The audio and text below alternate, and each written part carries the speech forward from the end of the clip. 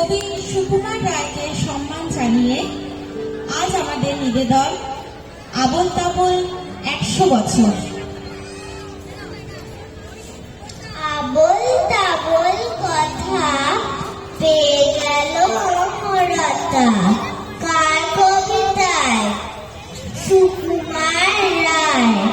বদ্ধ ঘরে থেকে সকল কেন্দ্র থেকে খোলা জানালায় সুকুমার রায় রাম বললেন ছানা কুমড়ো পটাশ গন্ধটা মন্দতা মিথ্যে আকাশ মনের ভিতর ছিল সন্দেহ কার থুরথুরে বুড়ো করে অন্ধ বিচার বলো দেখি গো চুরি গিয়েছিল কার ফুকো ফুকো কেন নাচে থক থক পায় সব কিছু লিখে গেছে সুকুমার রায় সব কিছু লিখে গেছে সুকুমার রায়।